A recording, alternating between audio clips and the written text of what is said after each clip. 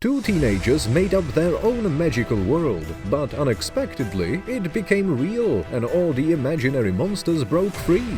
Do you want to find out what happened next? Well, let's watch our recap.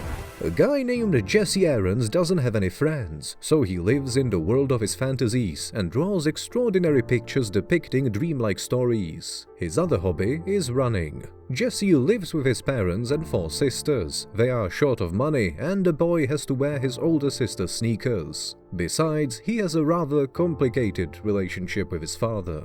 Having done his chores, Jesse hurries to the school bus. His clothes are dirty, and the guy himself is quite sweaty, so his classmates immediately begin to tease him. At school, Jesse draws a caricature of his teacher and listens to the taunts of his classmates.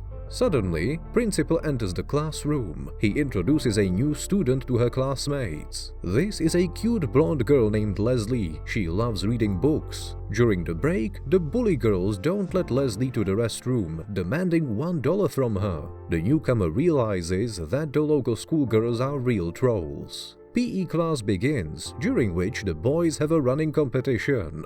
Leslie joins them in spite of their indignation. The participants run as fast as they can, but Jesse manages to take the lead. It looks like he's going to win, but suddenly Leslie overtakes him. She reaches the finish line first. Everyone is shocked, and the protagonist is frustrated. Soon, it turns out that Jesse and Leslie are next-door neighbors.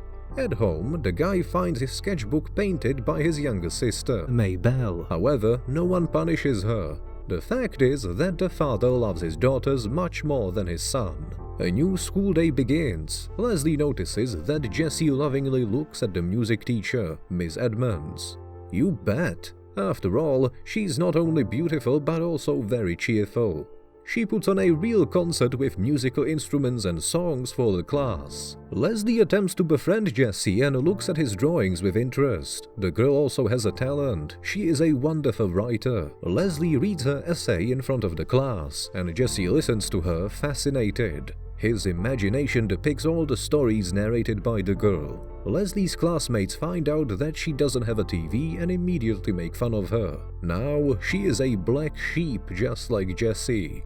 Soon after, the main characters become close friends. They share many hobbies. For example, they both love to run. On one of their walks through the forest, they find a small river and go to the other side using a rope. They wander through the thicket and find an old, rusty, wrecked car and an abandoned treehouse. Leslie suggests making this house their secret place, hidden from all the other people. So the kids create an entire fairy world for their adventures here. From now on, Jesse looks not at the pretty teacher during classes, but at Leslie. After school, the boy is teased by the nastiest 8th grader named Janice. Instead of understanding the situation, the driver throws the boy off the bus. He has to go home on foot. That's when he meets Leslie, stained with something red. Oh, don't worry, it's just ketchup that bully Janice spilled on her. Leslie enters Jesse's house to clean herself and meets his mom. The girl reveals that her parents are science fiction writers. Well, it certainly explains why she has such a vivid imagination. That's why a pine cone can turn into a grenade, an ordinary squirrel into an evil ogre, and birds in the sky become soldiers of a treacherous lord. The kids need weapons. After all, they are attacked not by squirrels but by real monsters. After the battle, the heroes climb the tallest tree and excitedly explore their kingdom. Everything from the mountains to the ocean belongs to them. All they have to do is close their eyes and let their imagination run wild. The kids decide to call this magical place Terabithia. It's Jesse's birthday. The family gives him a small birthday cake and a toy race car, which immediately breaks down. Leslie presents her friend with a large set of expensive paints. This is an incredibly valuable gift.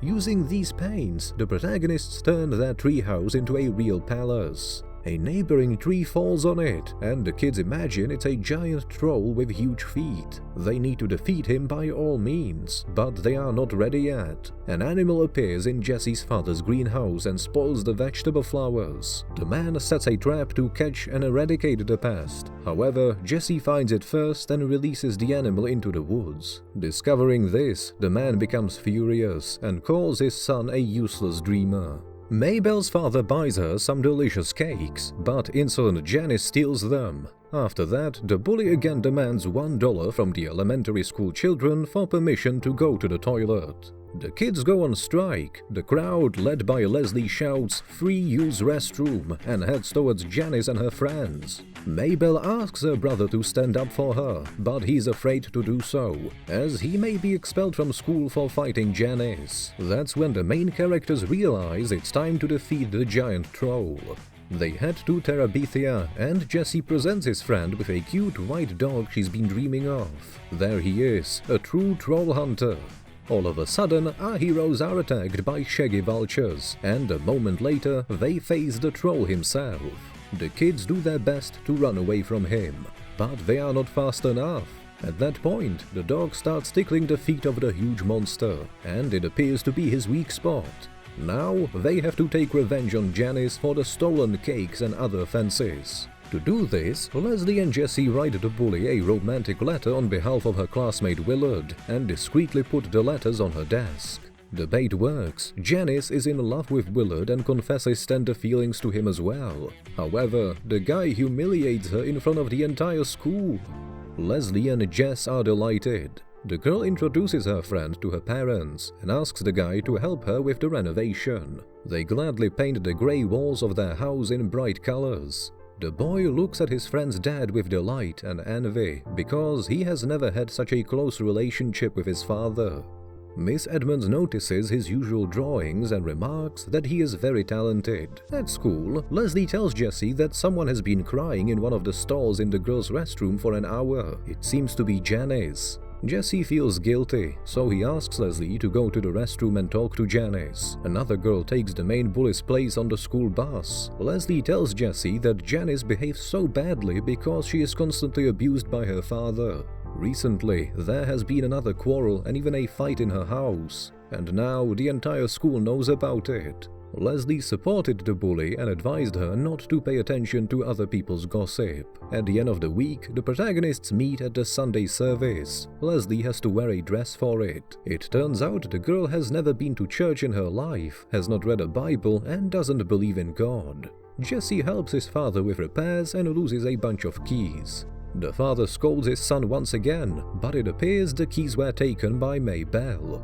The little girl gives them to Leslie to make the bells for their castle in Terabithia. The kids have to fight dangerous monsters once again to retrieve the keys. However, there are too many of them this time. The protagonists fall to the ground, but the brave white dog rescues them. The monsters keep attacking, the fight continues, the forces are unequal, and the heroes are forced to flee, throwing grenades at the enemies. One of the monsters manages to grab Leslie, but they fight back. The number of enemies increases. Luckily, the protagonists have troops come to their aid and chase the enemies away.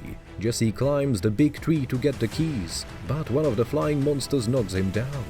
The guy falls to the ground from a great height. The protagonist is rescued by the troll they fought earlier. Surprisingly, he resembles the bully Janice. It starts to rain and the kids return home. The stream gets faster. Jesse realizes that he has fallen in love with Leslie. Jesse gets a call from his music teacher, Mrs. Edmonds. She invites the schoolboy to accompany her to the art museum. The boy doesn't tell anything to Leslie and goes on the tour with Mrs. Edmonds. They spend a wonderful day together, enjoying the paintings of famous artists, and then drink tea in the local cafe. Jesse returns home and learns some terrible news. While he was at the museum, Leslie went to Terabithia alone. She tried to cross the river, but the rope broke off. The girl fell, hit a rock, and drowned. Jesse becomes desperate. He blames himself for his friend's death. This tragedy would not have happened if he had invited her to the museum. The boy goes to Leslie's house with his father and mother. A memorial service is being held there. Her parents are grief-stricken by the loss of their only daughter. During the lesson, Jesse is teased by one of his classmates, and the main character hits him in the face. The strict teacher takes the boy to the hallway, but instead of scolding him, she confesses that she misses Leslie too. After all, she was an extraordinary girl. Someone trips Jesse up after classes. Janice notices it and smashes the bully's nose in response, showing the boy that she respected Leslie as well. The protagonist goes to their secret place in the woods and calls his friend, hoping she can be resurrected in this magical land. He hears someone's voice, but instead of Leslie, he finds Maybelle, who has been following her brother. The boy pushes his sister and chases her away. He is hunted by another monster in Terabithia, who actually turns out to be Jesse's father. He comforts his distressed son, and the kid understands that his father loves him after all. Leslie's parents sell their house. Jesse takes the boards by their porch and builds a bridge across the river. He invites Maybelle on a fairy tale journey and shows his little sister the bridge to Terabithia. There, Jesse declares her the new queen. The magical land blossoms. The residents of Terabithia welcome their new ruler. Jesse fulfills Leslie's last wish and agrees to stay here as king.